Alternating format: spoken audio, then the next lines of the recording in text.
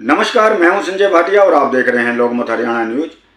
आशा workers को धरना प्रदर्शन करते हुए झज्जर जिला मुख्यालय पर करीब 2 माह होने को हैं, लेकिन आज झज्जर जिला मुख्यालय पर आंगनवाड़ी वर्कर्स यूनियन की भारी संख्या में सदस्य पहुंची और उन्होंने एक दिवसीय धरना प्रदर्शन करके जिला प्रशासन को अपनी मांगों का ज्ञापन सौंपा।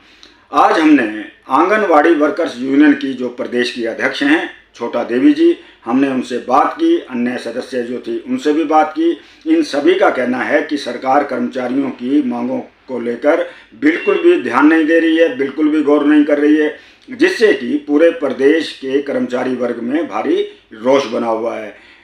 आंगनवाड़ी वर्कर्स यूनियन ने भी आशा वर्कर्स की तरह कहा कि अगर सरकार समय रहते चेत जाए, वरना वोट की चोट से इसका बदला लिया जाएगा। यानी कि आज आंगनवाड़ी वर्कर्स भी आशा वर्कर्स की तरह कह रही हैं कि वह भी किसी की बेटियां हैं, किसी की बहनें हैं और सरकार को बहन बेटियों की बद्दुआएं नहीं लेनी चाहिए। तो आज हमने प्रदेश अध्यक्ष जो हैं आंगनवाड़ी वर्कर्स यूनियन की छोटा देवी जी, उनसे बात की और एक अन्य सदस्य थी उनसे भी बात की। तो आइए सुनते हैं इन्होंने क्या बताया।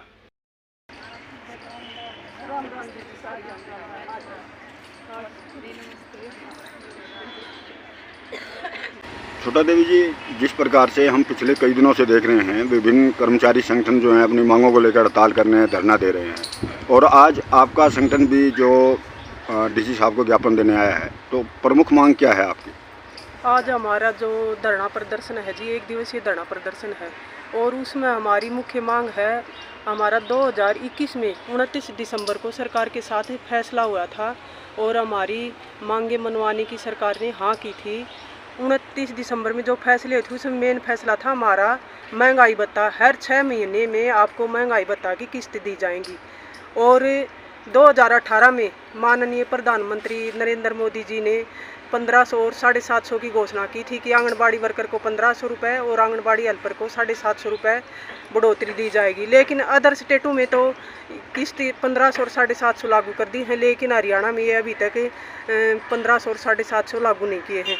और कोरोना काल के बाद में हमारा जो सिलेंडर की भराई है वो 1100 रुपये का सिलेंडर हो गया है, लेकिन हमारे को आज तक भी इसके सिलेंडर की भराई के पैसे नहीं मिल रहे।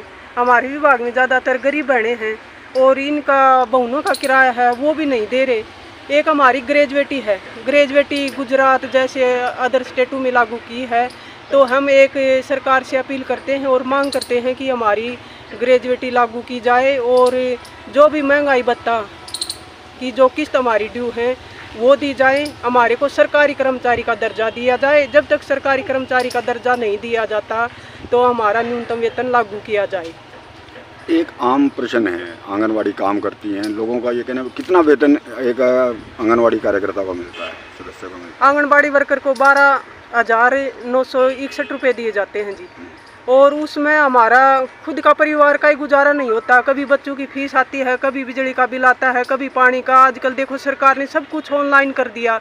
पहले तो बिजली का बिल भी बहुत कम था और ये पानी का बिल तो जनता फ्री पानी पीती थी, लेकिन ये जल नल ये योजना चला कि सरकार ने इनमें भी बिल लागू कर दिया। तो हमारे तो बहनों के बिल ही पूरे नहीं होते, तो हमारे सिलेंडर की भराई कैसे करेंगे? हमारे तो सभी बहनें बहुत परेशान हैं। समय रहते हुए सरकार हमारी मांगों को लागू करे या हमारे संगठन को बातचीत के लिए बुलाए, नहीं तो आने वाले टाइम में हम 27 अक्टूबर को सीएम आवास का घेराव करेंगे और जो भी खामियाजा होगा वो सरकार को भुगतना पड़ेगा। तो प्रदेश में इस समय कितने सदस्य हैं, आंगनवाड़ी कार्यकर्ता हैं? पूरे प्रदेश में 52,000 के करीब हैं जी। 52,000 के करीब? हाँ जी। तो आज ये पूरे प्रदेश में चलेगा या आज ही आज नहीं, आज पूरे प्रदेश में है जी। प्रदेश में? हाँ जी, सभी डीसी कार्यालय के माध्यम से, उपायुक्त के माध्यम से हमारा मांग पत्र दिया जाएगा और 14 तारीख को हर जिला में जो बीजेपी के मंत्री हैं या विधायक हैं उनके माध्यम से हरियाणा सरकार को ज्ञापन भेजा जाएगा। छोटा देवी जी, आप प्रदेश की अध्यक्ष हैं संगठन की, तो आप अब देख रही हैं आशा वर्कर भी इनको 2 महीने को होने को हो रहे हैं, इससे पहले क्लर्क भी बैठे थे, तो सरकार अनदेखा कर रही है, इस पर आप क्या कहेंगे? हम तो सरकार की कड़े शब्दों में निंदा करते हैं कि जो एक तरफ तो सरकार कह रही है कि बेटी बचाओ बेटी पढ़ाओ का नारा लगा रही है, दूसरी तरफ देखो हमारी जो आशा वर्कर बहनें हैं 2 महीने से रोड पर बैठी रही है, इनकी कोई भी सुध नहीं ले रहा।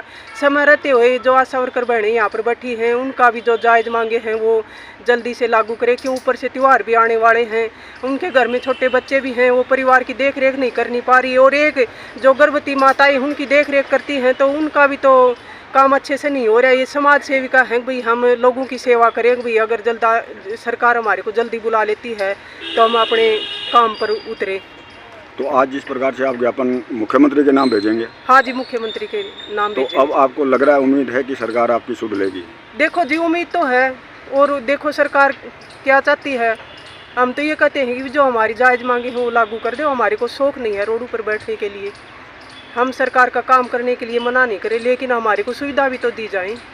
नहीं, अब जिस प्रकार से आशा वर्कर धरने पे बैठी हैं 2 महीने से, अब आप आज ज्ञापन देंगे, उन्हें समय देंगे, उस समय के बाद क्या आपका भी ऐसा कोई संगठन का इरादा है कि आप प्रदर्शन वगैरह धरना वगैरह देंगे? हाँ, हम अनिश्चितकालीन धरना देंगे अगर जी हमारी ये जो आज मांग पत्र देंगे और 14 तारीख को देंगे, और उसके बाद में अगर सरकार हमारी मांगे मान लेती है, हमारे से बातचीत करती है तो ठीक है, नहीं तो हम भी जो आशा वर्कर बहनें बैठी उसी तरह हम भी अपनी धरना प्रदर्शन बैठेंगे और अनिश्चितकालीन धरना पर आ जाएंगी सभी बहनें। आपका नाम क्या है? मेरा नाम सरस्वती जी। सरस्वती जी, हाँ जी, आज आप यहाँ ज्ञापन देने आए हैं डीसी साहब को, तो क्या मेन उद्देश्य क्या है, मेन मांग क्या है? जी, हमें सिर्फ सरकारी कर्मचारी का दर्जा दे सरकार, और हमारी काफ़ी सालों से 1975 से आंगनबाड़ी चली हुई है। शायद कोई भी हमारी तरह दुखी नहीं होगा, क्योंकि कोई भी कर्मचारी है, हर कर्मचारी का वेतन भत्ता बढ़ा हुआ है सर, लेकिन 1975 से शुरू होते हुए हमारा आज 12,000 रुपये। सोच के देखो, महंगाई के ज़माने में 12,000 से क्या हम घर चला सकते हैं?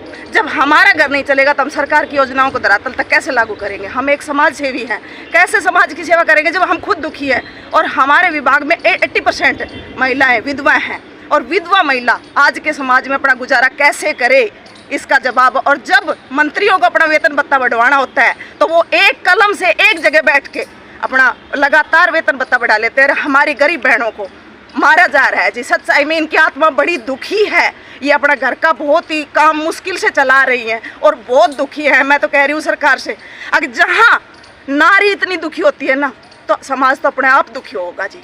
इनकी सुनो, इनकी सुध लो। बेटी बचाओ बेटी पढ़ाओ का नारा देने वाली सरकार बेटियों का शोषण कर रही है, और ये बेटियों की बद्दुआ लगेगी जी, ये बता दिए। यदि हमारा कहना नहीं माना तो आने वाले समय में सारी बेटियां एक होकर, और इनको चाहे आशा वर्कर हो, चाहे आंगनबाड़ी वर्कर हो, चाहे मिड डे मील हो, सभी कर्मचारी दुखी हैं इस सरकार से। तो क्यों, मैं तो सरकार से यही पूछना चाहती हूँ, कर्मचारियों को क्यों दुखी कर रहे हो आप?